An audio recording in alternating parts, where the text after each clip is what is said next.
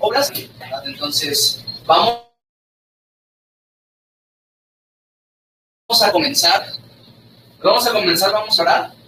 Y empezamos así con Hechos capítulo 16, que en el trimestre pasado y los primeros 15 capítulos del libro de Hechos, vimos una especie de combinación entre varias historias de Pedro, de algunos apóstoles, de Felipe, de Esteban y también Pablo, el primer viaje misionero que hizo junto con Bernabé. A partir de ahora ya no se va a mencionar otro apóstol que no sea Pablo y sus viajes, ¿ok? Entonces, a partir de ahora nos vamos a aventurar específicamente qué es lo que hizo Pablo, ¿verdad? Y a dónde fue. Si se acuerdan un poquito conmigo y usando este mapa que con mucho amor y cariño, pero cero talento les hicimos, aquí está Antioquía, ¿ok? Esta es Antioquía de Siria, así se le llama por la región. Se dividía todos estos, esta zona, digamos, todo esto es el Imperio Romano. Roma está aquí está el país en forma de bota, aquí es Italia. Todo esto se dividía en regiones, ¿verdad? Estaba la región de Sicilia, Macedonia, Tracia, Asia, Bitinia, y etcétera. Hay más regiones que a lo mejor son más pequeñas y por eso no se ven dentro del mapa. Pero por regiones, digamos, toda esta región donde incluso estaba Jerusalén, Galilea, y todo esto era la región de Siria. Entonces, como aquí ya la iglesia donde Pablo servía y Bernabé y todos los demás, incluso donde Silas se quedó, ¿se acuerdan? Que fue a llevarles la carta y le gustó tanto que se decidió quedarse. Aquí es, digamos, esta iglesia tan importante donde a partir de donde salen a los viajes misioneros. Pablo, ¿se acuerdan?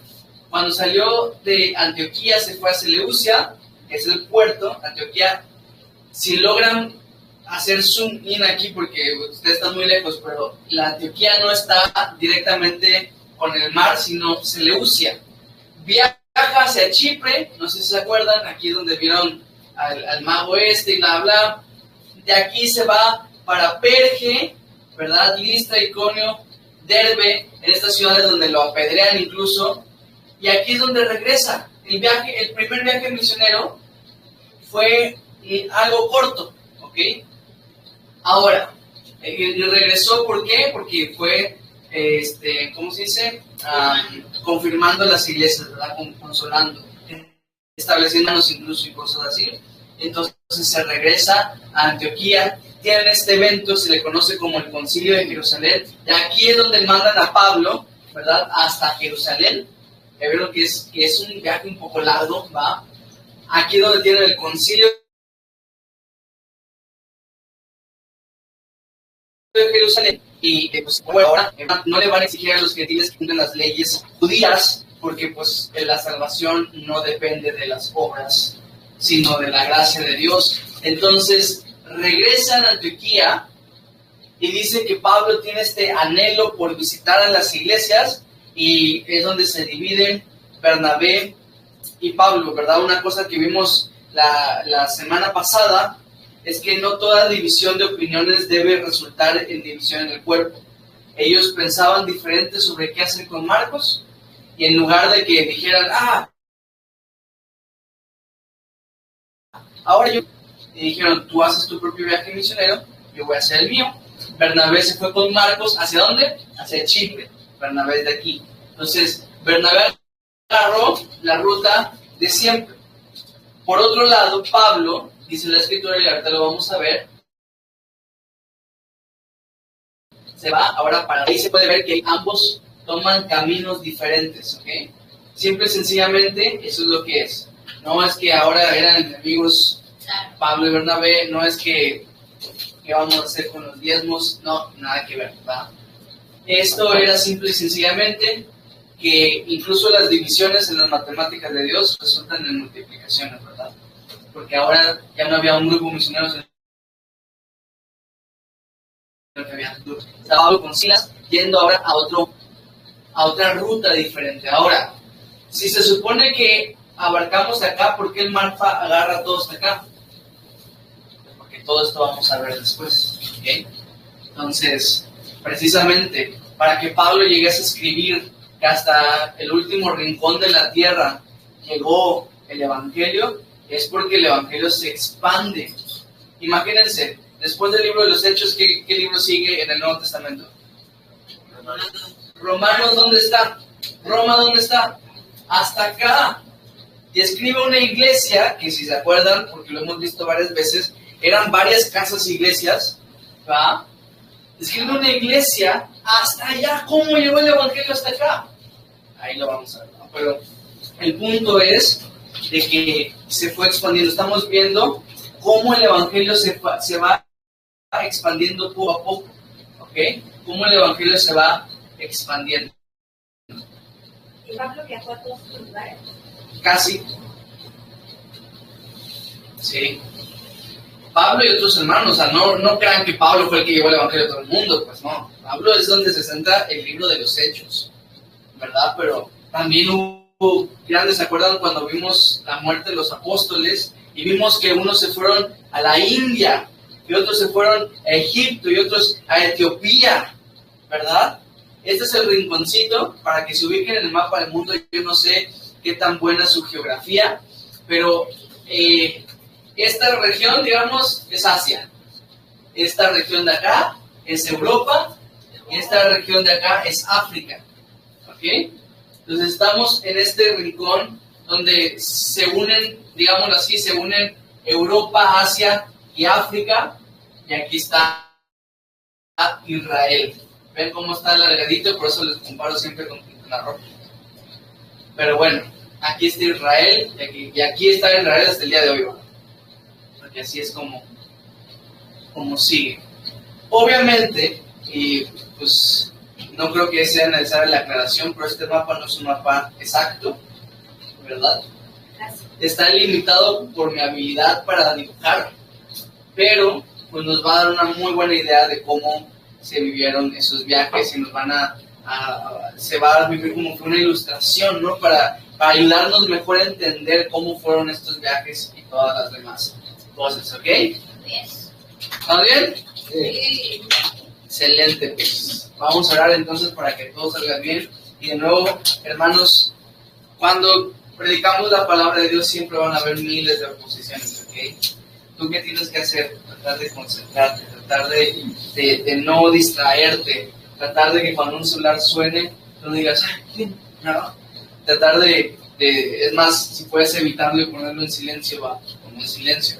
Tratar de que si la bebé se pone a llorar, no se pongan todo el mundo a ver a la bebé, sino dejen nada más a la mamá, que se pongan para que ustedes no se distraigan, porque realmente es un capítulo muy importante. Y yo lo estoy viviendo ahorita porque vieron cuánto nos tardamos para empezar, que pues van a haber muchos ataques. Entonces les pido de favor que se concentren. Vamos a orar y vamos a comenzar con todo. Señor, te doy las gracias porque llegamos un viernes más para poder estudiar tu palabra, y hoy tenemos el anhelo y la disposición de poder estudiar Hechos capítulo 16, pero sin ti no vamos a poder.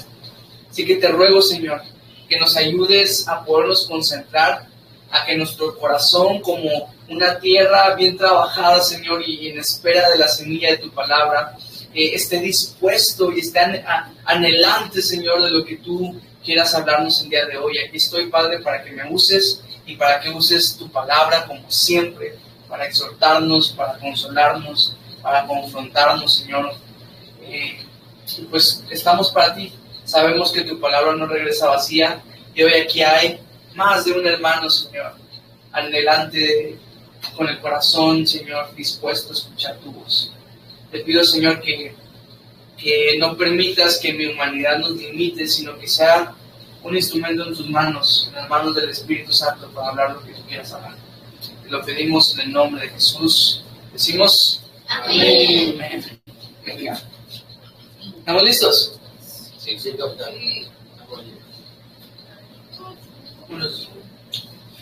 Vimos en Hechos capítulo 15, 40, que Pablo sale a las regiones de Siria y Cilicia. ¿Dónde estamos en el mapa? Está aquí, en Antioquía, pues esta es la región de Siria, por eso dice sale de Siria, ¿va? Bueno, esto es importante, no sé si ya lo notaron, pero una cosa son las regiones y otra cosa son las ciudades, ¿ok? Es como si dijésemos que son los estados y las ciudades, ¿verdad? Si tú piensas en Quintana Roo, tienes que ver, no es lo mismo decir Chetumal, Quintana Roo, a decir Isla Mujeres, ¿no? O decir Cozumel, o decir Felipe Carrillo Puerto. Futura ciudad donde nos van a invitar, pero todavía no recibimos la invitación. Entonces, no es lo mismo, ¿va? O sea, tienes que ver la región, pero también pensar en la ciudad. Entonces, aquí estamos, Siria es la región, y yo creo que entendemos cuando decimos estados, ¿no?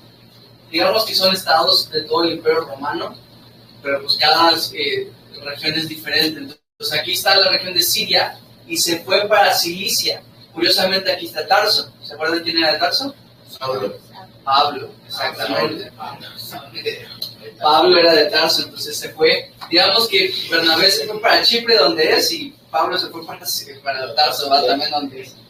Pero bueno, nada más fue como un cruce, porque aquí están las ciudades que nos importan, porque aquí está Derbe, Iconium y Listra, que son las ciudades que había ido Pablo en su primer viaje misionero. Entonces fue directamente a visitar a los hermanos y también tal vez a presentarle la carta. No tal vez, perdón, ahí lo dice. Entonces vamos a comenzar de este lado con mi esposa, con la voz más bella que existe, a que nos lea, por favor, Hechos capítulo 16, versículos 1 al 3. Fuerte, por favor. Después llegó a Derbe y a Listra, y he aquí había allí cierto discípulo llamado Timoteo, hijo de una mujer judía creyente, pero de padre griego, y daban buen testimonio de él los hermanos que estaban en Listra y en Iconio. Quiso Pablo que éste fuese con él, y tomándole le circuncidó por causa de los judíos que había en aquellos lugares, porque todos sabían que su padre era griego. Venga, pues. Pablo estaba, dice la Escritura, confirmando a las iglesias y dice que pasa por Derbe, Listra e Iconio. Esas son las tres ciudades de su primer viaje misionero. Son las ciudades de Galacia, a la que va dirigida la carta de los Gálatas. Eso, ¿va? Entonces, acuérdense que en la carta de los Gálatas se nos dice a las iglesias en Galacia. Eso es importante porque una iglesia está limitada por la ciudad. No se puede decir a las iglesias de Chetumal, porque es una ciudad. Es a la iglesia de Chetumal, pero sí podemos decir a las iglesias de Quintana Roo, ¿verdad? Porque son varias ciudades.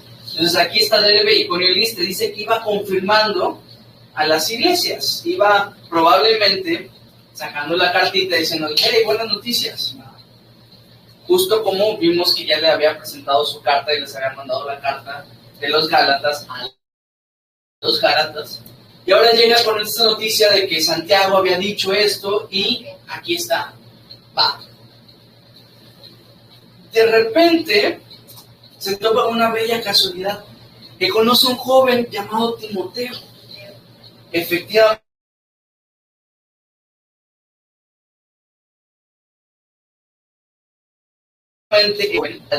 como si fuera un hijo espiritual.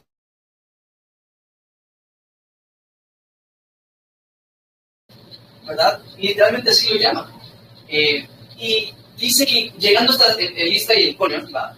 Que escucha que este joven tiene un buen testimonio de parte de los hermanos. Esta es una bella canción, no estaba buscando jóvenes, sino que se topa con este joven que tenía buen testimonio. Es como cuando te encuentras un billete en un pantalón que no habías usado y de repente lo usas y dices, oye, ¿y este billete de 100? Una bonita pero vio la oportunidad de un discípulo, ¿verdad? A mí llega mucho como hay personas que de repente, me acuerdo haber escuchado mucho en Mérida, que de repente decían unas personas, no, voy a invertir en esta zona porque en unos años se va a convertir en no sé qué, y de repente compran una propiedad, no sé, en 200,000 y viene valiendo ahora 4 millones, ¿no? Y precisamente es el potencial que mira Pablo en Timoteo, que mira a Timoteo, pero no lo mira solamente como un joven. Acuérdense que en aquella cultura a los jóvenes no se les daba tanta importancia, tanto valor, no respetaban mucho la opinión de un joven. Pero Pablo mira a este joven de buen testimonio y dice, yo lo quiero conmigo, y lo invita a ser parte de su ministerio. ¿Y qué es lo que mira Pablo en él? Dice que este es un joven de buen testimonio. Eso es un requisito para el ministerio. ¿Se acuerdan cuando establecen a los diáconos? Dicen que busquen a 7 varones que sean de buen testimonio, que sean llenos del Espíritu Santo y de sabiduría. Ese es un requisito para el ministerio. Si tú no tienes un buen testimonio, pues tampoco te van a respetar mucho. Ahora, había una sola cosa que su testimonio no lo dejaba ser perfecto. ¿Verdad? Es como cuando te dicen, si yo este punto en este pizarrón, ya no están viendo lo perfecto que está en el pizarrón, sino que solo ven el puntito que está acá abajo. Y es así como esa mancha, como decía mi esposa, en el testimonio de Timoteo, era que tenía un papá griego. Y el tener un papá griego pesaba tanto en la vida de Timoteo porque no era circuncidado. Entonces Pablo agarra a Timoteo y lo circuncida. Ahora, acá hay un problema. No sé si ya viste cuál es el problema. En el capítulo anterior acabamos de ver toda una disertación de parte de Pedro, de parte de Pablo, de parte de Santiago, de por qué llegaron unos hermanos a Antioquía a decir, hey, necesitan circuncidarse para ser salvos. Y se ponen a discutir, Pablo y Bernabé, no es cierto, no se tienen que circuncidar. Llega Pedro y le dice, es cierto, el Espíritu Santo me usó a mí, Dios hizo esto y no se tienen que circuncidar. Santiago llega y dice, vamos a escribir una carta para decirles que no se tienen que circuncidar. Llega Pablo con Timoteo y le dice, tienes que circuncidar. ¿Cuál es el por qué? ¿No? ¿Cuál es la razón? No tiene sentido. Y la carta, ¿no? A lo mejor llega Timoteo y dice, ¡ay, qué bueno! En la carta de luego dice, es que tú sí. ¿Qué pasó entonces, no? Bueno, aquí les va. Una cosa es por salvación y otra cosa es por testimonio. ¿Ok? ¿Era un requisito circuncidarse para ser salvo? No. ¿Cuál es el requisito para ser salvo? Fe. Solo tener fe. No hay obra. No hay, tienes que ir todos los viernes a las clases de hechos para que tú puedas ser salvo. No existe, claro que no. No estás acá por tu salvación. No estás acá para Dios, mira, cumplí con las clases. Claro que no. Tú eres salvo por tener tu fe en Jesucristo. Pero estás aquí por otra cosa. Estás aquí el día de hoy porque quieres aprender, porque quieres acercarte más a Dios. Porque anhelas conocerle más. Porque anhelas conocer qué dice la palabra de Dios. Va, pero entonces eso no tiene que ver con salvación. Es lo mismo que pasa con este requisito. Se iba a dirigir a un viaje que iba a emprender para muchas partes, que se iba a topar a muchos judíos, y los judíos de esta zona, donde ellos estaban, sabían que Timoteo no era circuncidado. ¿Y qué empezaban a decir? Tú puedes escucharlos. ¿Ah? Así lo circuncidó posteriormente. Pero en ese momento, Pablo dice, te quiero llevar como mi discípulo. ¿Qué crees que dirían los demás? No. ¿Por qué? Porque a él, si ni siquiera está circuncidado, no respeta nuestras costumbres. Es muy bueno. A él. Y entonces Pablo dice, circuncídate. Una cosa es por salvación y otra cosa. Y es más, una cosa es por salvación y otra por tropiezo a los demás hermanos. Familia, si algo va a ser de tropiezo para alguien, no lo debemos hacer. O lo debemos hacer. Una razón tengo yo para no hacerme un tatuaje todavía. Aunque ganas no me faltan. De repente hay personas muy religiosas que dicen, ¿él tiene un tatuaje? Y entonces, por no poner tropiezo a las personas religiosas, no me pongo un tatuaje abajo. Pero ustedes saben que no es requisito, no es impedimento, no es nada, o sea, no tiene nada que ver con Dios. Va. Pero bueno, Quiero que me acompañen a 1 Corintios capítulo 9, desde el 19 al 23. 1 Corintios capítulo 9, desde el 19 al 23. 19. Dale, Oscar. ¿Qué es eso? Pero capítulo 9. 9.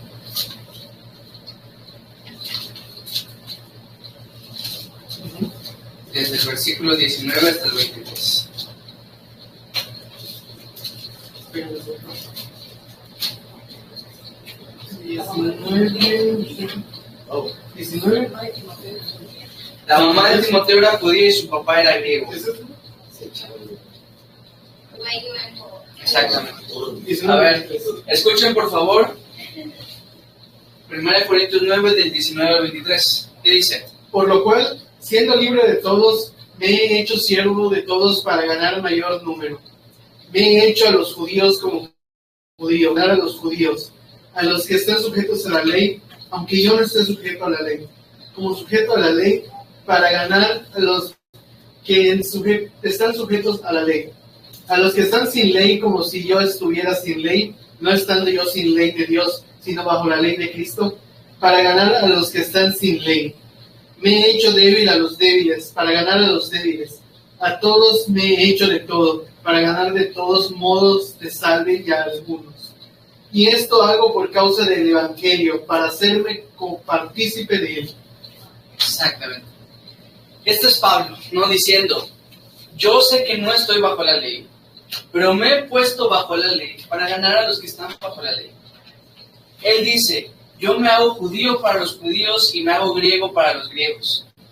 Entonces, evidentemente a un discípulo de Pablo va a seguir los mismos pasos de Pablo. ¿Y cuáles eran esos pasos? Que tienes que ser judío para los judíos. ¿Qué es lo único que te falta para ser un judío perfecto? A lo mejor Timoteo venía con la ropa y le cambiaron la ropa, y eso no había tanto problema. Pero también había un problema. Que la gente de acá, imagínate, de dos ciudades tenía un padre griego. Entonces, tenía que ser cruzado. Y es lo que hacen. Me imagino que después de unos días de dolor, continuaron con su vida. Pero dice el mismo versículo, para que no andemos inventando nada. Porque todos sabían que su padre era griego. Esa es la razón. ¿Por qué? Define razón. Y dice acá, porque todos sabían que su padre era griego. Entonces, esa fue la razón. Por eso lo circuncidó. Que como tenía el testimonio de que su papá era griego, pues lo circuncidó. Adri, por favor, ¿me puedes hacer el favor de leer el versículo 4 y 5? Y vamos a continuar. ¿Sí? Y al pasar por las ciudades, les entregaban las ordenanzas que habían acordado los apóstoles y los ancianos que estaban en Jerusalén, para que las guardasen. Así que las iglesias eran confirmadas en la fe y aumentaban el número cada día. Vale. Entonces, ¿qué es lo que estaban haciendo? Les dije, estaban entregando la carta, estaban confirmando las iglesias en la gracia de Dios, y estaban ellos paseando por acá, Derbe, Iconio y Listra, confirmando cada ciudad. Ahora Timoteo a su lado, ya había este grupo misionero, ya era de 3 personas, ¿verdad? Pablo, Silas y Timoteo. Para dejar nomás en claro esta idea que estamos hablando, vamos a Romanos 14. Romanos capítulo 14.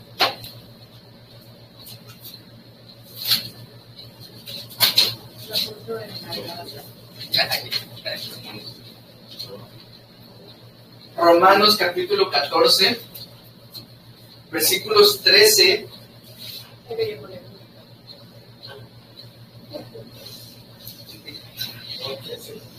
Romanos 14, desde el versículo 13.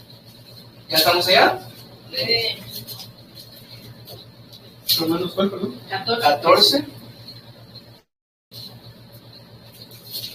versículos 13 en adelante, dice lo siguiente: así que ya no nos juzguemos más los unos a los otros, sino más bien decidid no poner tropiezo u ocasión de caer al hermano.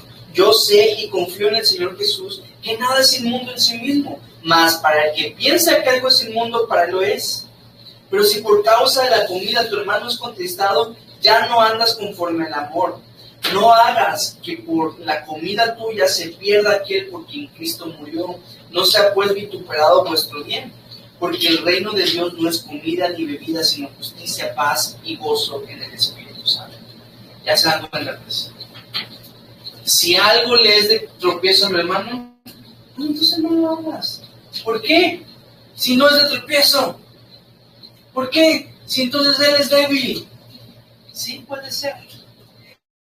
Si llegan unos hermanos, digamos, que antes estaban en una de esas denominaciones bien cuadradas, y llegan y dicen, vamos a una fiesta, va, como nosotros somos bien alegres y nos ponemos a bailar, pero para sus hermanos dicen, bailar esas canciones son pecado. ¿Qué harías tú? Decirles, no es cierto. Dejar de hacerlo. Ahora,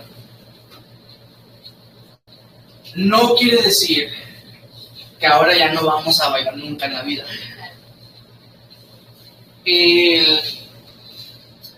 La idea no es que el hermano se quede débil, ¿verdad? Sino que se va fortaleciendo poco a poco. De tal manera que ese hermano va a entender que la gracia nos da libertad y que podemos bailar, pues. ¿Va? Pero en el momento en el que está, tal vez sería tropiezo que tú te pongas a bailar en ese momento. Entonces, es abstenerte una fiesta nada más de bailar y irle explicando poco a poco hasta que él abrace la gracia. Y entonces, hasta lo invitas a bailar la próxima vez.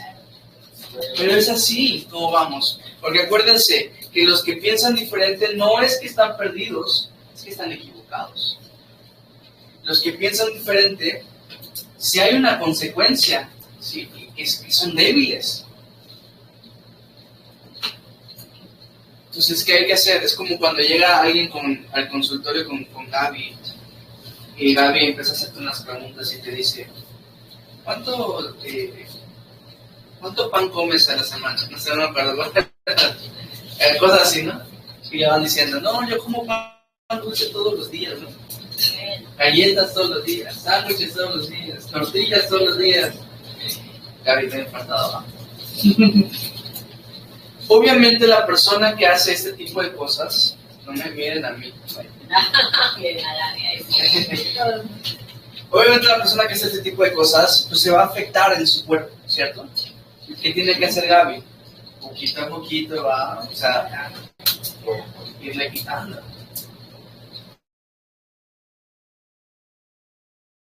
Va poco a poco va a ir hasta que hay un punto en que ya se vuelve fuerte. Eso es lo que tenemos que hacer con ese tipo.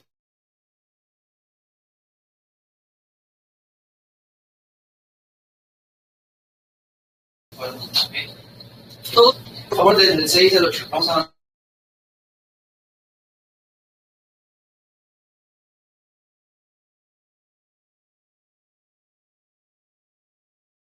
más rápido.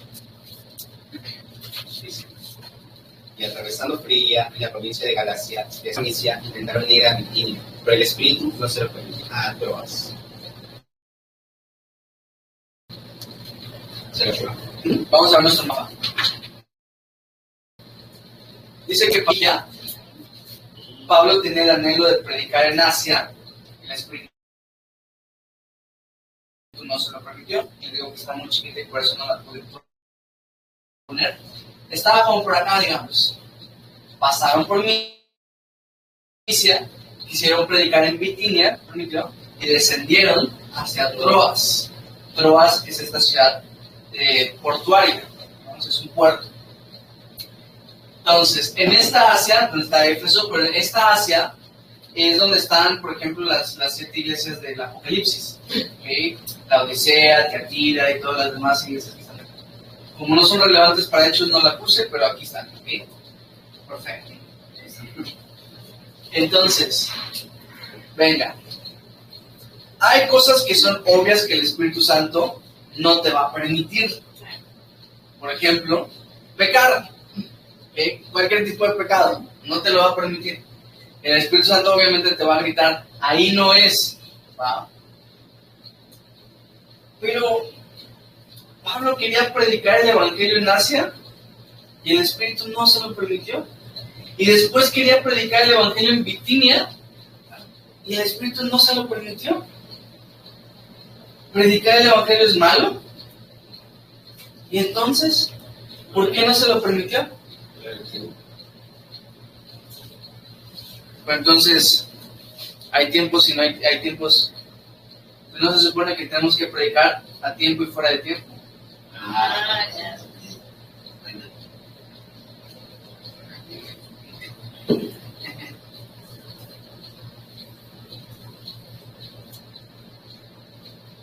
Escuchen esto. La guía del Espíritu Santo no es solo hacia las cosas espirituales, sino a hacer la voluntad específica de Dios. Eso es algo que tenemos que entender. Y miren, estamos avanzando, estamos creciendo. Ahorita, si entiendes tú esto, vas a crecer, te lo prometo. Ahí les vamos otra vez. Le voy a decir otra vez la frase para que la anoten y la vamos a desmenuzar juntos, ¿les parece? La guía del Espíritu Santo no es solo hacia las cosas espirituales. La guía del Espíritu Santo no es solo hacia las cosas espirituales, sino a hacer la voluntad específica de Dios. La guía del Espíritu Santo no es solo hacia las cosas espirituales, sino a hacer la voluntad específica de Dios. Familia, esto es poderoso, ¿ok? Esto es poderoso. ¿Te sientes? ¿Lo sientes?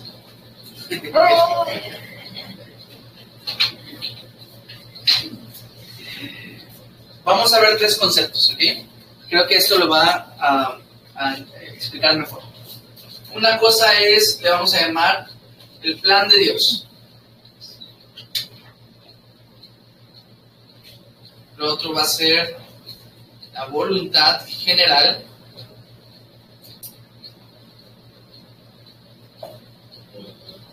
Exactamente, el otro va a ser la voluntad específica.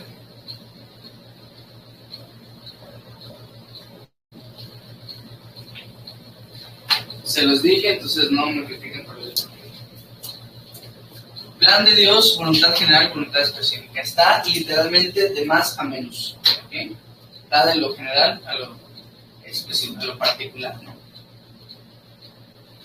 ¿Qué es el plan de Dios? El plan de Dios literalmente son todas las cosas que pasan. No hay cosa que pase que se salga del plan de Dios, ¿ok? Muchas veces nos gusta decir que no hay cosa que pase que salga de la voluntad de Dios, pero eso no es cierto. Dios no quiere que peques, a veces pecas.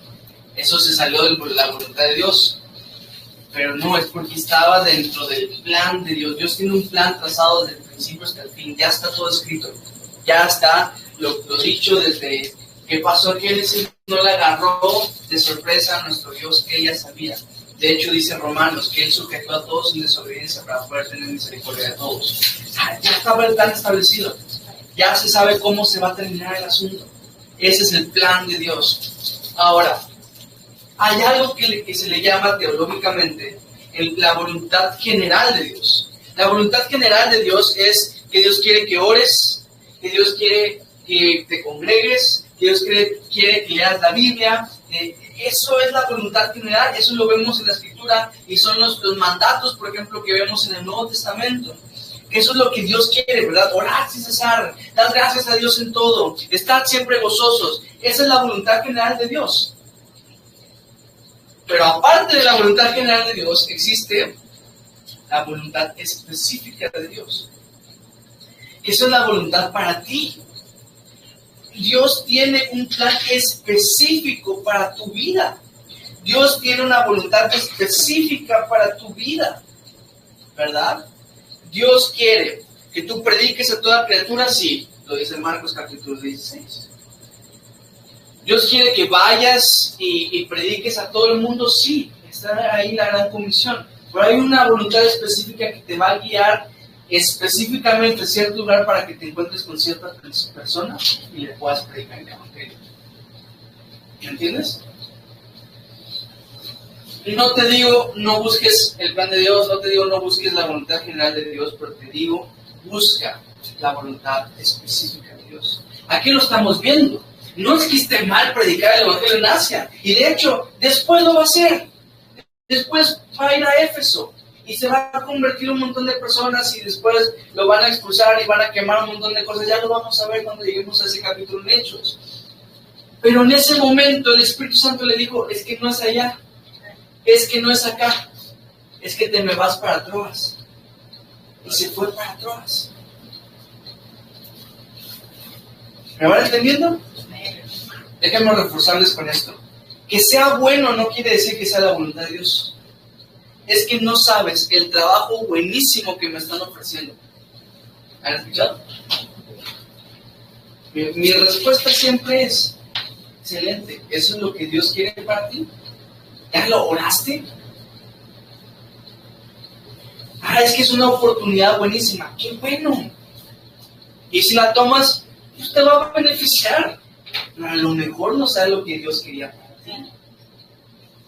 ¿Me entienden? Que sea bueno no quiere decir que sea la voluntad específica de Dios. Te lo voy a llevar al siguiente nivel.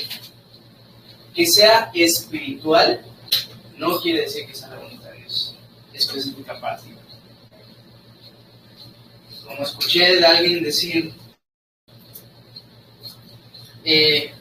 no, es que yo quiero situación hombre, mujer, ¿no? No, mujer, no, hombre, mujer. Y le dice, el hermano le dice, no, es que yo quiero aprender de Dios, pero solo contigo. Eso es algo espiritual, pero quiere decir que sea la voluntad específica de Dios, tal vez no, ¿verdad? Porque por allá va algo, ¿me entienden?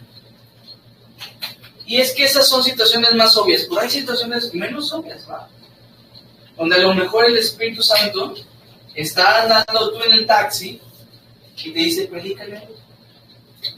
Y tú sabes que te está diciendo, predícale. Y predícale. Entonces, le predicas a esa persona y ves que recibe. Y ves que lo necesitaba. Y hay situaciones en las cuales simplemente te dice el Espíritu Santo, calla.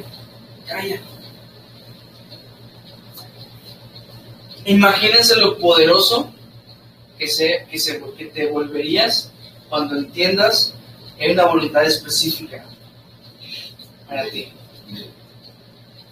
Y eso te va a ayudar también a diferenciar, un ejemplo más, a esas iglesias, a esos predicadores que vemos en internet que dicen, pero es que usan la Biblia. Que sea espiritual no quiere decir que sea la voluntad de Dios. Dios tiene un plan específico para ti. La pregunta que yo te hago es, ¿estás en ese plan? Si no cambias de Movistar. Ahí está el plan. ¿Cómo puedo estar en ese plan? Acuérdense la toma de decisiones, orando, ¿verdad? En el Espíritu, y la guía de la palabra de Dios, que es meditando en la palabra de Dios, confirmación de las autoridades, así te aseguras que estás haciendo lo que específica de Dios. Pero bueno, ¿quién sigue?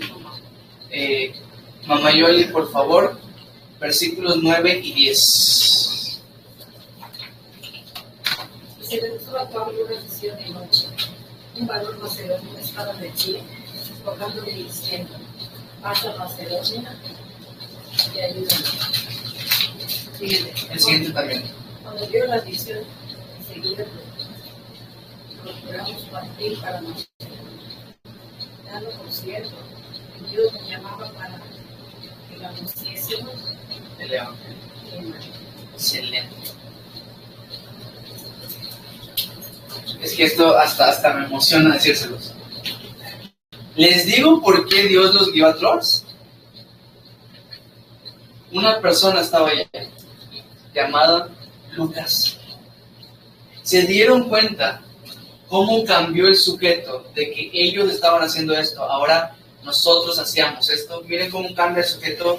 En plural dice, en el 8, y pasando junto a Misia, descendieron a Troas, y se le mostró a Pablo una visión de noche. Un varón macedonio estaba en pie rogándole, diciendo, pasa a Macedonia, ayúdanos. Cuando vio la visión, enseguida procuramos partir para Macedonia, dando por cierto que Dios nos llamaba para que les anunciásemos el Evangelio. Aquí está Lucas. Lucas es el autor del libro de los Hechos. Y entonces aquí empieza a decir, hey, aquí estaba yo. Ellos descendieron a Troas, entonces procuramos salir. Ven cómo él, de una manera sutil, ¿verdad? Y implícito en el texto, nos dice, ya estoy acá. Alguien estaba en Troas, era Lucas. Entonces cuando llegan a Troas, ¿qué pasó? Bueno. Pregúntale pues, no, o sea, ¿qué estaba? No sé pues, ¿verdad? Muchas personas, algunos creen que él es de Filipos y pues en Troas, como es una ciudad portuaria, pues se dirigía hacia Filipos, ¿verdad? Pero esas son especulaciones, ¿verdad? Al final de cuentas, no sabemos. Donde la Biblia calla, nosotros callamos. Y ahí no nos dice casi ya, ¿cómo te voy a inventar yo? Fíjate que estaba comprando unos tomates porque estaban más baratos. Sin embargo, a mí se me hace asombroso porque hacer la voluntad de Dios no siempre te va a llevar a donde tú quieres, pero siempre te va a llevar hacia donde Dios quiere. Y eso es mejor, ¿verdad? Yo estaba allá en Guatemala y créanlo o no, tenía varias ofertas a donde ir. Y de repente el Señor me dijo, vente a Chetumal y aquí estamos todos nosotros, ¿verdad? Cuando tú haces la voluntad de Dios, es como cuando tiras esas cositas de dominó y se va haciendo, se le llama el efecto dominó, ¿verdad? Que va una cosa tras otra, ¿verdad? Y un día llegó Gaby, y Gaby un día trajo a Adri, y trajo a Oscar, y trajo a Juan, y trajo a Edny. Un día también mis papás acá. Un día antes, imagínense, yo conocí a Sherry, y ahorita está aquí Miel. O sea, todo fue poniéndose en su lugar. Todo fue este efecto dominó, pero ¿por qué? Porque alguien decidió levantar su manita y decir, ok, Señor, a mí no me gusta Chetumal, pero voy a ir, porque tú me estás llamando. Y aquí estamos, aprendiendo. Hacer la voluntad de Dios no siempre te va a llevar hacia donde tú quieres, pero siempre hacia donde Dios quiere, y eso es mejor. Cuando Dios te diga qué hacer, hazlo. No sabes en qué va a resultar, ¿va? Los caminos de Dios son mejores. Amén. A ver, díganlo. Los caminos de Dios son mejores. Ahora díganlo como si lo creyeran. Los caminos de Dios son mejores, ¿va? Entonces, cumple la voluntad de Dios. Bueno, aquí miren, aquí salimos, aquí estamos ahora, en Troas. Vamos a ver, Padre, por favor, versículos 11 y 12, para que avancemos en este estudio. Zarpando pues de Troas, vinimos con rumbo directo a Samotracia, y el día siguiente a Neápolis, y de allí a Filipos, la primera ciudad de la provincia de Macedonia, y a una colonia, y estuvimos en aquella ciudad algunos días. Va. Algo que no mencionamos es la visión que tiene Pablo. No fue un sueño, fue una visión. Él se le mostró que ayúdanos. Un varón macedonio, o sea, de esta región, ¿verdad? La región de Macedonia. Entonces dice que toman un barco, ¿verdad?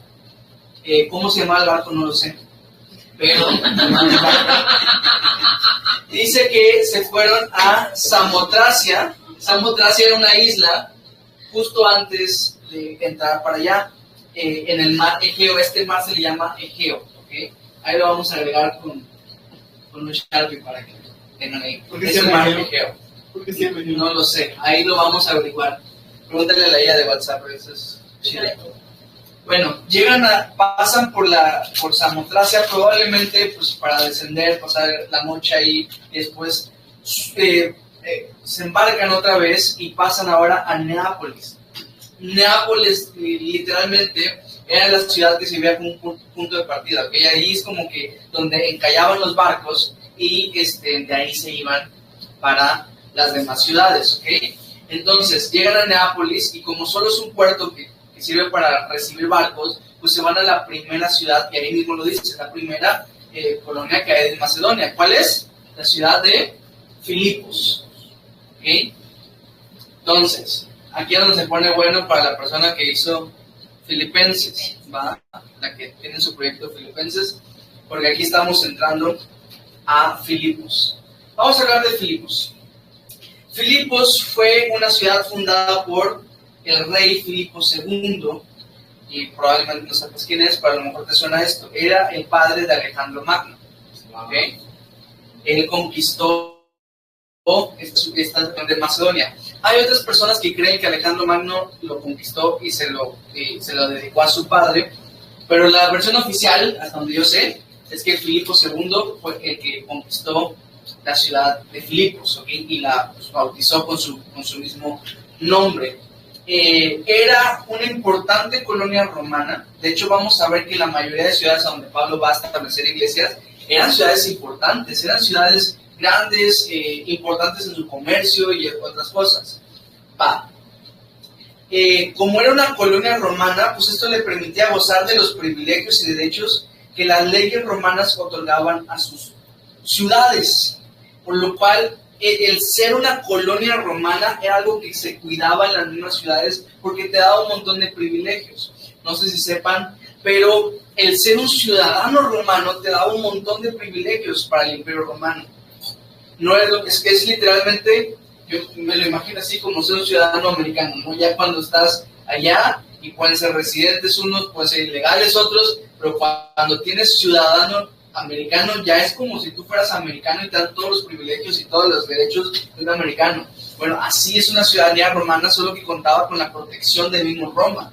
No cualquiera podía volverse un ciudadano romano.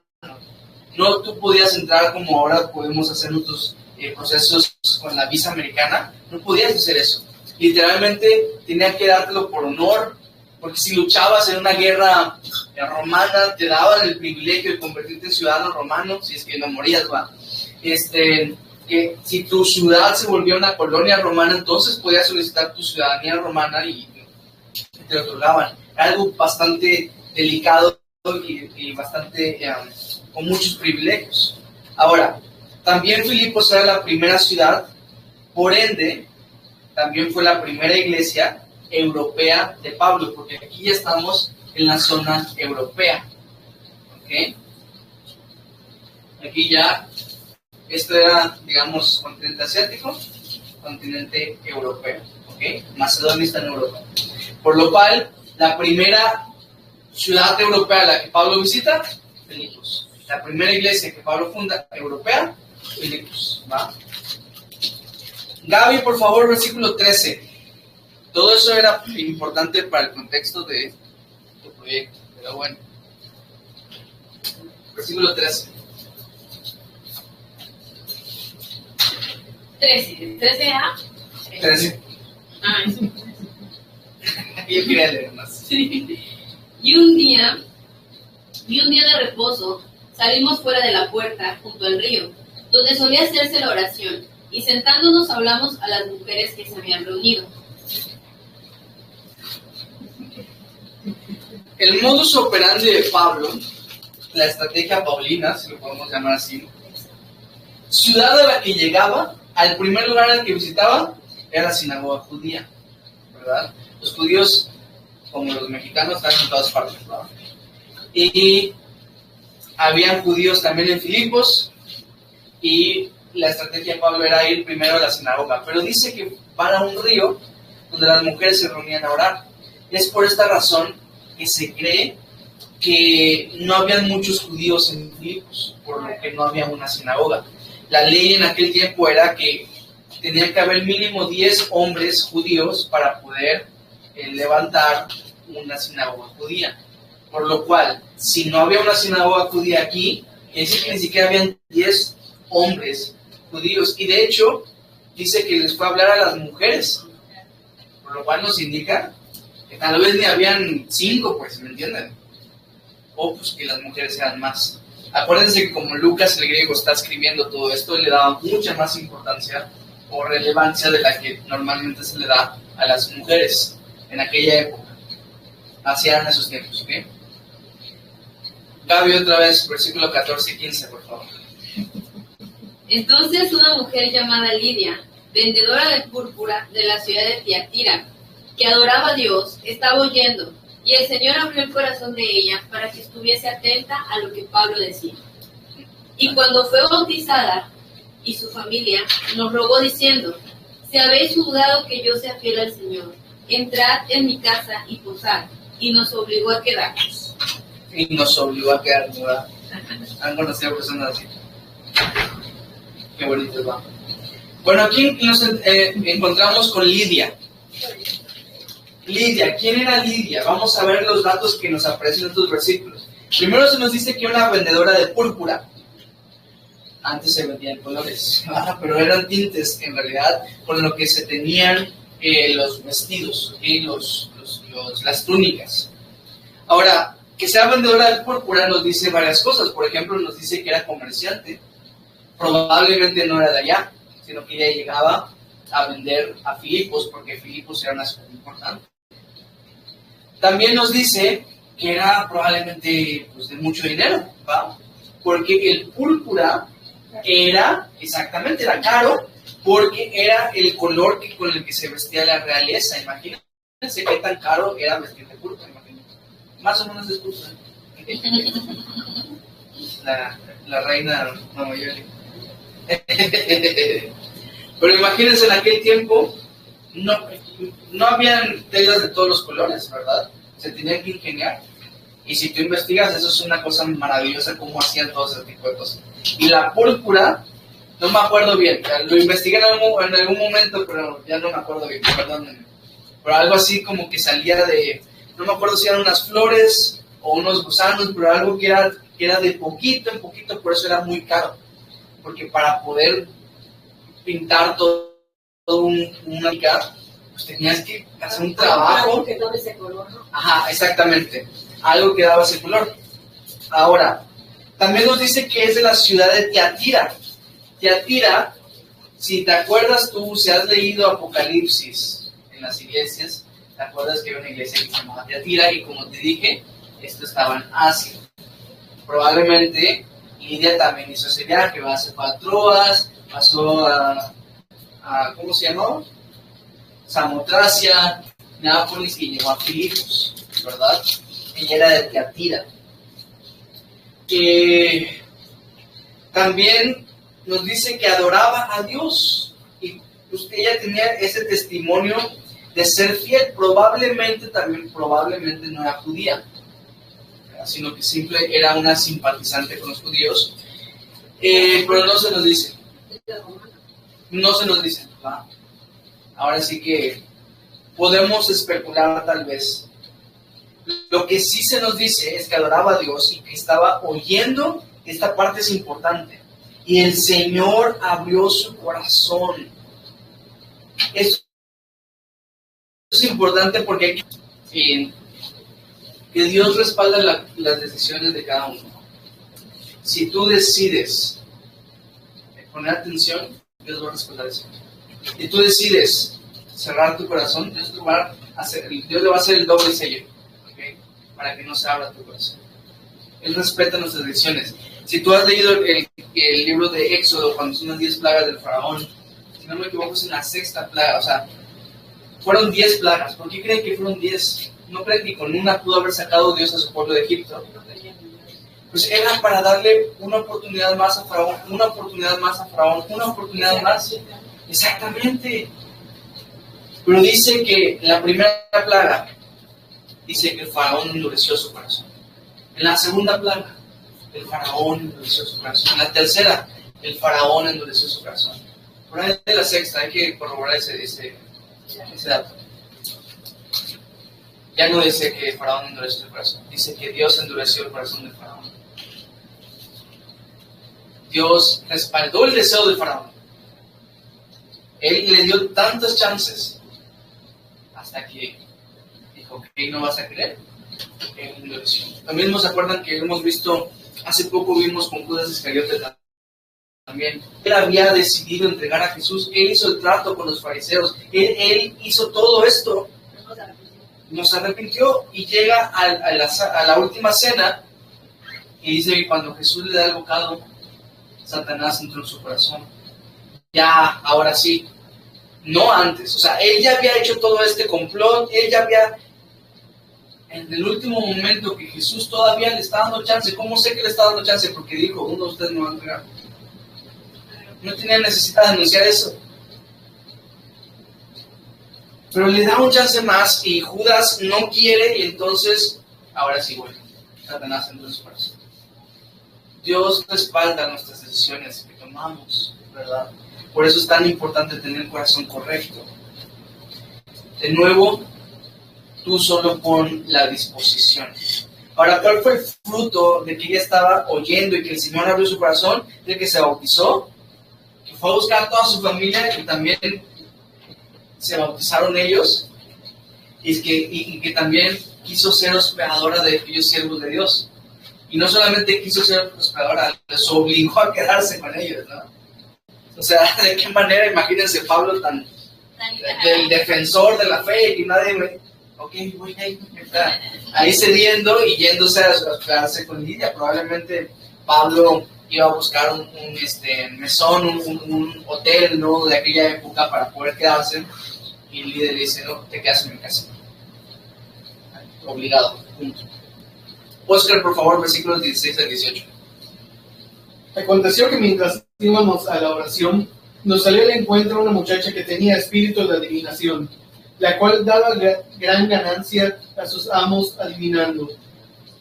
Ella, siguiendo a Pablo y a nosotros, daba voces diciendo, estos hombres son siervos de Dios Altísimo, quienes os anuncian el camino de salvación. Y esto lo hacía por muchos días. Mas desagradando a Pablo, éste se volvió y dijo al Espíritu, te mando en el nombre de Jesucristo que salgas de ella, y salió en aquella misma hora.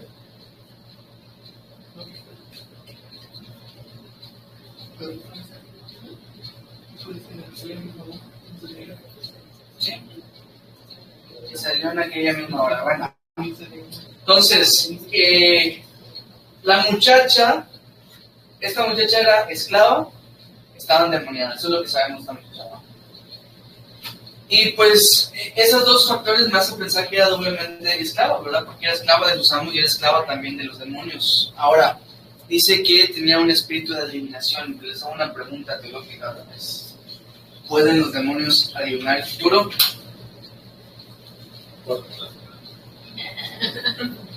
Sí. ¿Sí?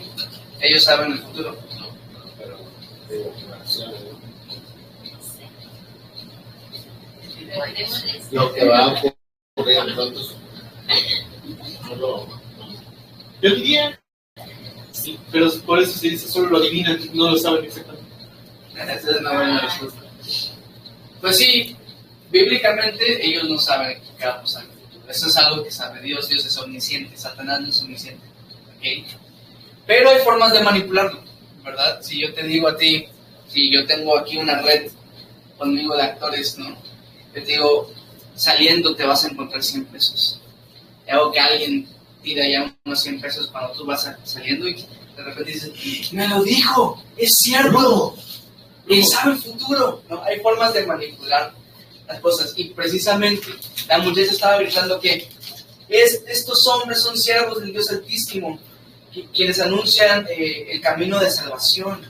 Uno pensaría, propaganda gratis, ¿no?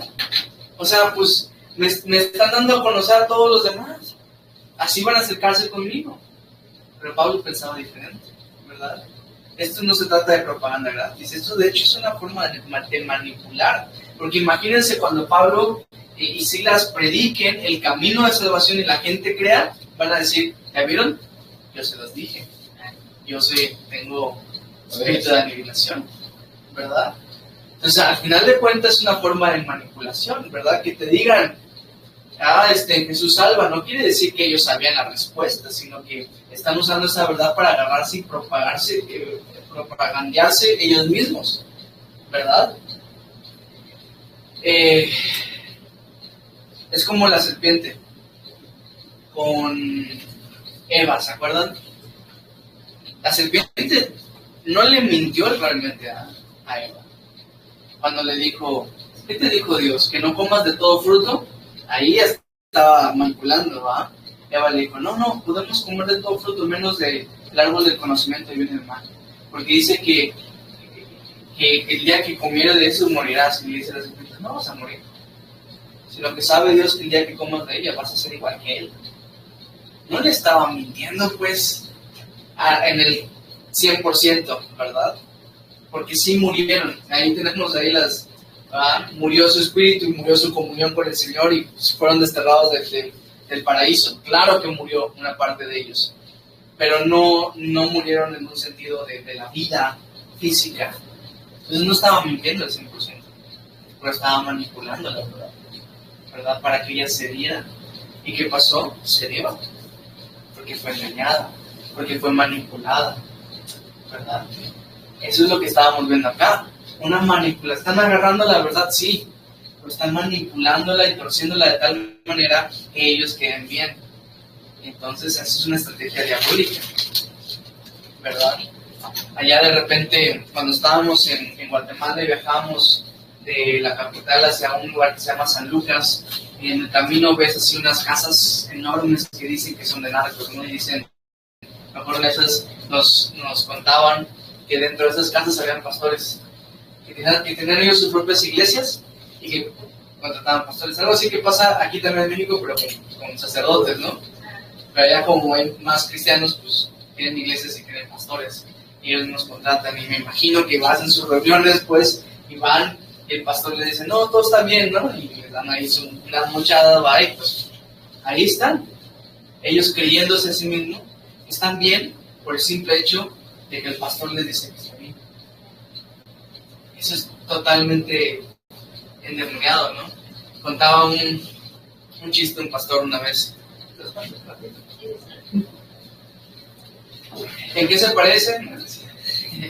Dice que un día le invitaron, que una persona les pidió que fueran a hacer el funeral de un hermano que tenía una persona que era conocido por ser narcotraficante. Y el hermano también estaba metido, pero no estaba tan metido como su hermano que estaba vivo todavía. Y cuando les dice, no, y les voy a pagar, y le da la suma de dinero, y dice, no manches, o sea, todo eso me van a pagar nomás por decir, le dice, el único requisito que te pido es que digas que mi hermano fue una buena persona. ¿Cómo va a decir que es una buena persona? Pues estaba metido con los narcos, ¿no? Y dice que le estaba dando vueltas en la cabeza y que se sentía perturbado, no podía dormir, porque decía una cantidad grande, ellos estaban por abrir un orfanato, y dice, o sea, con ese dinero lo podemos abrir. Estaba ahí, y dice, bueno, aceptó, y se va al funeral, y dice, y llega y dice el pastor, no, esta persona era un asesino, era mentiroso, era narcotraficante, pero comparado con su hermano era buena persona, dijo. O sea, al final se dijo, ¿no? Que era buena persona.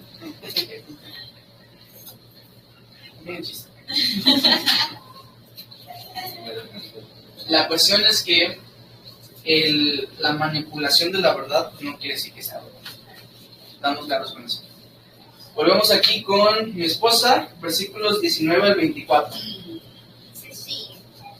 Pero viendo sus amos que había salido la esperanza de su ganancia, prendieron a Pablo y a Silas y los trajeron al foro ante las autoridades. ¿Hasta el final?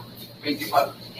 Y presentándolos a los magistrados, dijeron, estos hombres, siendo judíos, alborotan nuestra ciudad y enseñan costumbres que no nos es lícito recibir ni hacer, pues somos romanos. Y se agolpó el pueblo contra ellos, y los magistrados, rasgándoles las ropas, ordenaron azotarles con varas. Después de haberlos azotado mucho, los echaron en la cárcel.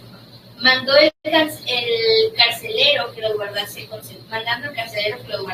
seguridad. El cual, recibido este mandato, los metió en el calabozo de más adentro y les aseguró los pies en el cielo. Vaya, pues. ¿Qué es lo que había pasado? Que esta esclava que pues tenía espíritu de adivinación cobraba obviamente y le daba dinero a sus amos. Y curiosamente el versículo 19 dice, Pero viendo sus amos que habían salido la esperanza de su ganancia, ellos habían puesto su esperanza en lo que iba a ser su esclavo. La NTV dice, la esperanza de hacerse ricos. Ellos tenían esa esperanza, ¿no?, de volverse ricos con el trabajo de su esclava. Pero estando ellos conscientes de lo que pasó, en lugar de pues decir, bueno, pobre muchacha, estaba esclavizada por un demonio, se enojan con Pablo y con Silas y empiezan a hacer todo este trama para que los metan en la cárcel. Yo tengo una pregunta, pequeño paréntesis: ¿dónde está tu esperanza? ¿Está en el dinero, está en el material, está en las personas, está en actividades, está en el trabajo? ¿Quieres saber cómo saber dónde está tu esperanza? ¿Qué es lo que te roba la paz? Porque aquello que te roba la paz probablemente es donde tienes puesta la esperanza, ¿verdad? Donde tienes puesto, donde te estás aferrando. Tal vez te roba la paz cuando no tienes el control.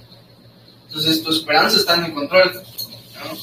Tal vez te roba la paz tener suficiente. Entonces tu esperanza está en eso. Le pasó a Pablo y a Silas como a Jesús en Gadara, ¿se acuerdan?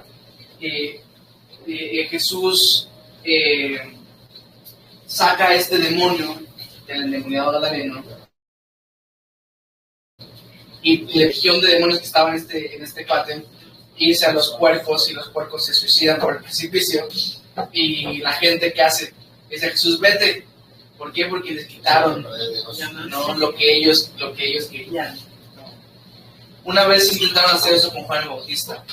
Dice la Biblia en Juan capítulo 3 que Jesús empezó a bautizar con sus discípulos. Era Jesús el Bautista, ¿no? Empezó a bautizar y dice que como tenían tanta fama Jesús, empezó a llegar mucha gente y ya no iban con Juan el Bautista. Y llegaron los discípulos de Juan y le dijeron a Juan, ¿no ves que te está quitando el changarro? Y les dice, nada puede hacer que no le haya sido dado por Dios. Y es donde dice el famoso versículo, es necesario que él crezca, pero que yo mengue, ¿no? Y precisamente Juan el Bautista entendía que su esperanza no lo definía el bautizar, no lo definía la actividad que hacía. Como si ha de dejar de ser maestra, se va toda tu esperanza, toda tu identidad. Mi padre dejar de ser taxista, ¿no? Ya no era, es que era al del taxista, ya no. No voy a ver las chapas. Ándale. Si Gaby dejara de ser nutrióloga, ya se pierde automáticamente su identidad. Bueno, cuando tu identidad está en Cristo. Nada que mi celular, ¿no?, que a mí me sirve mucho y lo uso mucho, el día de mañana no lo tengo, ya se me fue todo. No, mi celular era un iPhone. Pero si mi esperanza está en Jesús, no importa lo que me falte, porque en Él lo tengo todo. Pero por el dolor de haber perdido todo, inventaron acusaciones a sí mismo como a Cristo, ¿se acuerdan?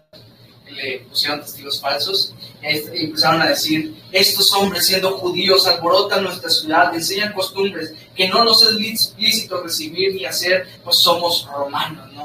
Ahora resulta que le salió el orgullo romano y decían, no, esto están alborotando, y para empezar ni era cierto, ¿no? Y precisamente Pablo y Silas, así como Cristo también, no se defendieron. Primeramente, fue un juicio sin oportunidad de defensa. Un veredicto, ¿verdad? Exagerado, porque pues por hacer una cosa los meten hasta lo más profundo. Le dieron azotes, y muchos azotes, dice acá. Lo pusieron en un calabozo al del fondo y los pusieron en cepos. ¿Sabes cuáles son los cepos? Son los grilletes esos que ponen en los pies, ¿no? A veces son de cabeza, ¿se acuerdan? No sé cómo. A él le preguntaban dónde. Versículo 25 al 28, vamos a ir un poquito más rápido. Adri, por favor. Pero a medianoche, orando, Pablo y Silas cantaban himnos a Dios, y los presos los oían. Entonces sobrevino de repente un gran terremoto, de tal manera que los cimientos de la cárcel se sacudían, y al instante se abrieron todas las puertas, y las cadenas de todos se soltaron.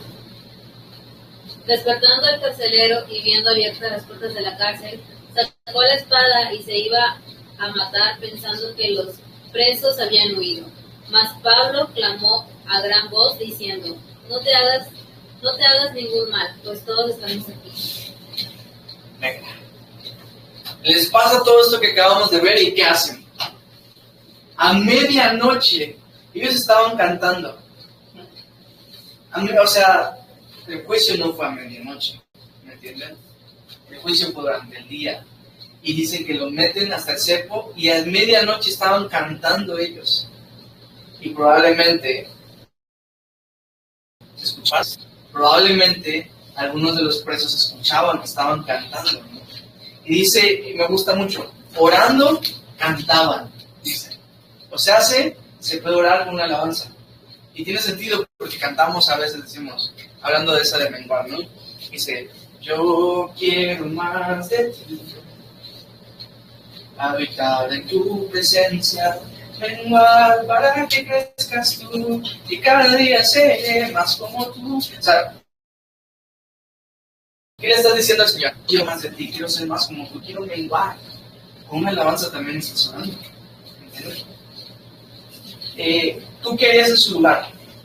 No lo sé, pero ellos están cantando. Y esto es una de las evidencias que vimos en Efesios 5, 18 al 21, de estar lleno del Espíritu. Ahora, este terremoto no era cualquier terremoto, es un terremoto especial. ¿Por qué? Porque el terremoto lo único que causó fue que se abrieran las puertas de la cárcel y que se abrieran también sus grilletes, ¿no? ¿A qué terremoto hace eso? Nada que ver, ¿no? Pero obviamente aquí estaba Dios detrás de todo esto. Ahora, imagínense el testimonio de los presos. Vamos a especular un poquito, ¿ok? Para que nos metamos acá. Imagínense que ellos estaban cantando Salmos 142, 6 y 7. Salmos son alabanzas. Busquen Salmos 142, 6 y 7. Salmos 142, 6 y 7.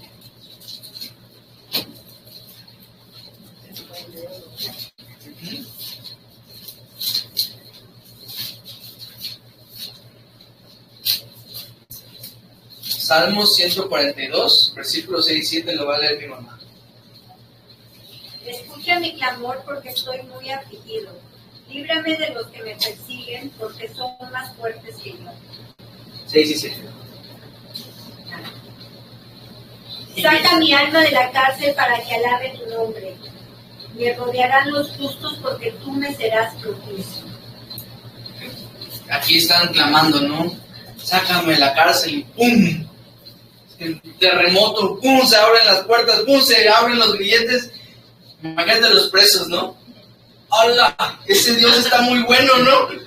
Ese Dios sí responde. Ni yo me iba, yo creo, para ver en qué terminaba ese asunto, ¿no? Yo creo que el verdadero milagro acá fue que ningún preso se fue, ¿no? Todos los presos se quedaron así.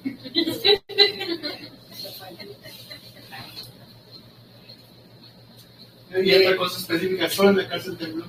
Exactamente, sí, ese es el milagro en sí. Sí, pues, o sea, no hay explicación racional, por eso se llama milagro, porque es algo sobrenatural. Fíjense, el carcelero se despierta, buen carcelero, ¿va? Estaba dormido. Se despierta por el temblor, ve que las puertas estaban abiertas y dijo, me van a matar. ¿Por qué? Bueno, según la ley romana, si un preso se escapaba, el carcelero tenía que pagar la sentencia que se le dio a ese preso. Imagínense que vio todas las puertas abiertas. Dijo, se fueron todos, me voy a matar. Sáquenme. ¿Cómo va a pagar la condena de todos? ¿No? Y de repente Pablo, yo creo que Pablo tiene una vocerrona, o fue también un milagro del Señor, ¿no? Porque le grita desde el fondo, ¡no lo hagas! ¿No? Y de repente, aquí parte con su espada, ¿no? Y dice, no se fue nadie, todos estamos aquí. Y continuamos el versículo 29 al 31. ¿Quién sigue? ¿Juan? Sí. Hechos 16, 29 al 31.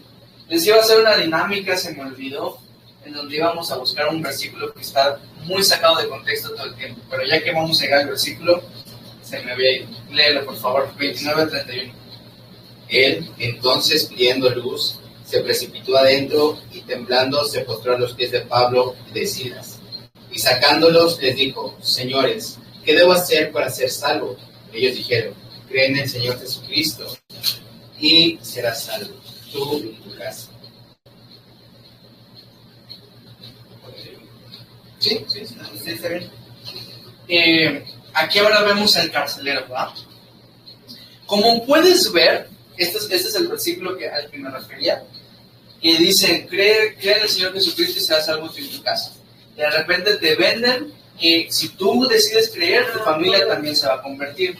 Como puedes ver, esto fue algo para alguien específico en una situación específica, ¿ok? Ya hemos visto varias reglas de interpretación que nos ayudan muchísimo a no salirnos fuera del contexto. Por ejemplo, una regla de interpretación es que la Biblia interpreta la Biblia. Por lo que, si acá lo dice, si acá hay una promesa en el libro de los Hechos, por cierto, otra regla era que en los libros históricos no se saca doctrina. En un libro histórico se ve la doctrina tal vez empleada, pero no se puede sacar porque hay algunos eventos que sucedieron en un momento, en un instante para una persona. Sin embargo,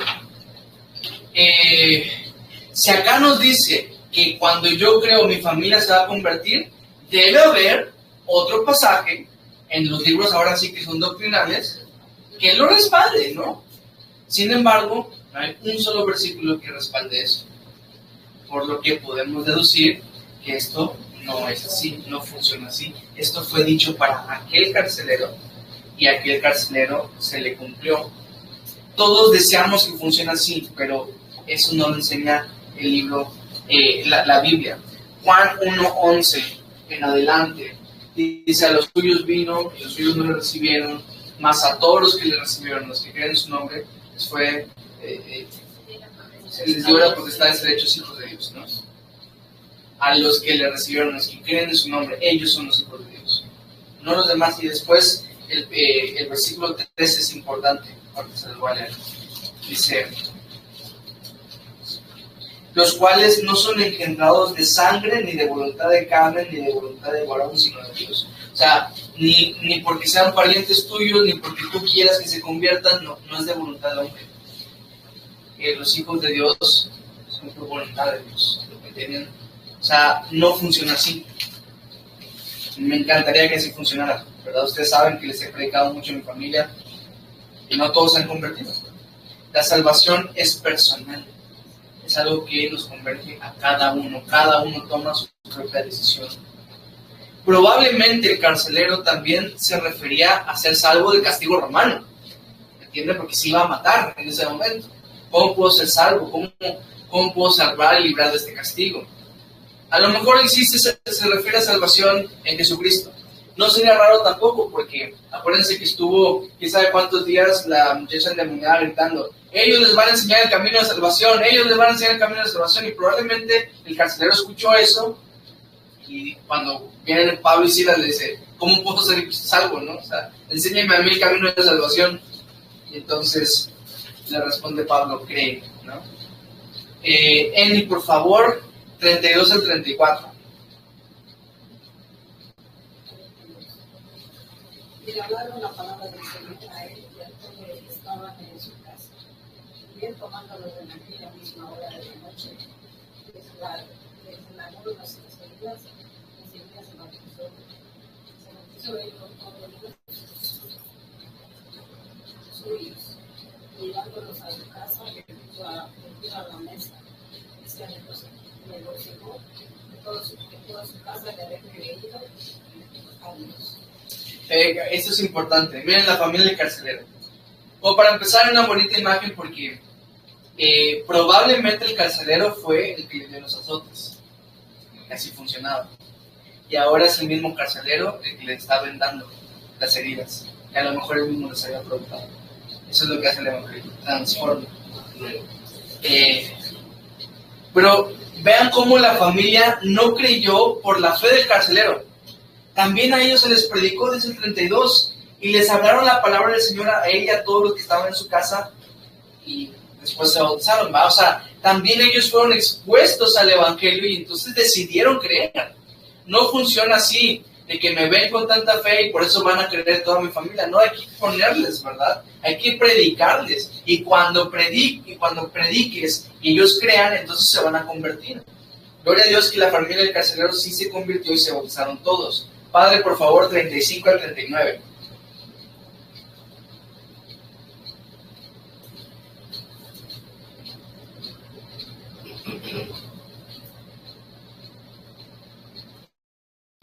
Cuando fue de día, los magistrados enviaron alguaciles a decir: suelta a aquellos hombres. Y el carcelero hizo saber estas palabras a Pablo: los magistrados han mandado a decir que se os suelte, así que ahora salid y marchaos en paz. Pero Pablo les dijo: después de azotarnos públicamente sin sentencia judicial, siendo ciudadanos romanos, nos echaron en la cárcel, y ahora nos echan encubiertamente. No, por cierto, si no vengan ellos mismos a sacarnos. Y los alguaciles hicieron saber estas palabras a los magistrados, los cuales tuvieron miedo al oír que eran romanos. Y viniendo les rogaron, y sacándolos les pidieron que salieran de la ciudad. Excelente. Ahora vemos a los magistrados, ¿no? ¿Por qué reaccionan así? Bueno, un ciudadano romano estaba protegido bajo la ley romana y tenía acceso a los tribunales, entre ellos a la protección militar. Entonces, imagínense, ellos podían maltratar a cualquier gente que quisieran, pero no a un ciudadano romano, porque maltratar a un ciudadano romano era un delito gravísimo. Y más a ellos, como dice Pablo, que ni siquiera le hicieron un juicio justo, ni siquiera le dejaron defenderse, y que le dieron azotes de a gratis y lo metieron en el cepo. O sea, con todo eso podía él ir a Roma y les podían incluso quitar el privilegio de ser colonia romana. Podían perderlo todo por el hecho de que maltrataron a un ciudadano romano. Pero la pregunta que me surge es, ¿por qué hasta ahora? ¿Por qué no lo dijo antes? ¿Por qué no había dicho Pablo que era un ciudadano romano antes de que le hicieran todo lo que le hicieron? Bueno, puede ser, algunos piensan, que por ejemplo no les habían dado chance ni siquiera de hablar, ni siquiera de decir nada, entonces por eso no lo dijeron. Puede ser también para proteger a la nueva iglesia de Filipos, para que sepan, oigan, si veo que le hacen algo a ellos, yo soy ciudadano romano y me maltrataron, entonces puedo ir a Roma, de alguna manera queda protegida. Y lo que yo más me inclino es que como ya los estaban expulsando y se tenían que ir, de esa manera los iban a dejar por lo menos despedirse y confirmar a la iglesia que se había formado en Filipos. De hecho, vamos a leer el versículo 40, Gaby, por favor, con ese vamos a terminar el día de hoy. Entonces, saliendo de la cárcel, entraron en casa de Lidia, y habiendo visto a los hermanos, los consolaron y se fueron. Ese es el adiós, ¿verdad? Por eso, creo yo que por eso lo hicieron. Ahora, vaya iglesia que establecieron en Filipos, ¿no? Estaba Lidia y su familia, ahí para que lo noten, si están prestando atención a los del proyecto. ¿Quiénes fueron los primeros creyentes? Lidia y su familia, el carcelero y su familia, tal vez la exendemoniada, puede ser, ¿no? Se haya convertido después de lo que le pasó. Tal vez algunas mujeres también de las que estaban allá en la reunión de oración. Tal vez incluso algunos presos, puede ser. No es el milagro que vieron, pues se convirtieron. Ahora dice que Pablo y Silas llegaron, los consolaron y se fueron. Pregunta, ¿quién debía consolar a quién? ¿No? O sea, Pablo y Silas estaban tal vez todos ensangrentados. Bueno, no, ya estaban limpios, ¿va? Porque el carcelero los limpió. Pero estaban todos adoloridos probablemente, ¿no? Por todo lo que habían pasado. Y llegaron y dijeron, permítenos consolarlos a ustedes, ¿no? O sea, Pablo tenía eso, ¿verdad? Impresionante. Y por último también, el texto sugiere que Lucas se quedó atrás. O sea, este grupo misionero formaba 4 personas, ¿te acuerdan? Hasta ahorita los que sabemos, si habían más no lo sabemos, pero por lo menos sabemos 4 por nombre, que era Pablo, Silas, Timoteo y Lucas. Ahora, nótese otra vez cómo está escrito. Saliendo de la cárcel, entraron en casa de Lidia y habiendo visto a los hermanos, los consolaron y se fueron. Entonces aquí probablemente dejaron a Lucas para que se haga cargo de la iglesia también, tal vez como anciano, para que confirmara y creciera y se consolidara la pequeña iglesia en Filipos. Y ese es, hasta aquí llegamos hoy. ¿Okay? Vamos a orar y ahorita veamos lo demás. Señor, muchas gracias. Mucha información, muchas lecciones, mucho para meditar, mucho para sentar en nuestro corazón, mucho para aplicar en nuestras vidas y ver los beneficios.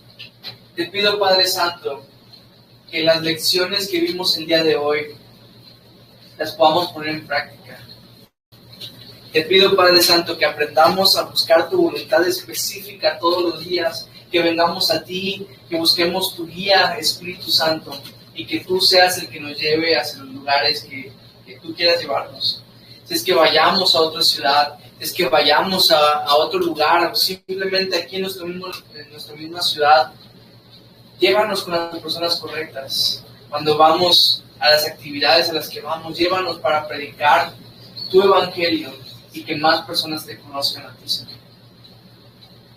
Te doy gracias porque la vida de Pablo nos anima, la vida de Silas nos anima y podemos aprender a vivir como ellos, Señor. A que nuestras situaciones no nos impidan consolar a otros, sino que a nosotros experimentar el consuelo que viene de ti sea suficiente para que nosotros también consolemos a otros, Señor. Queremos ser canales de tu consuelo, que tú nos des y nos consueles a nosotros, y nosotros de tu mismo consuelo le demos a los demás. Te lo pido, Padre Santo, en el nombre de Jesús. Amén. Déjenme nada más, le pongo pausa a la clase.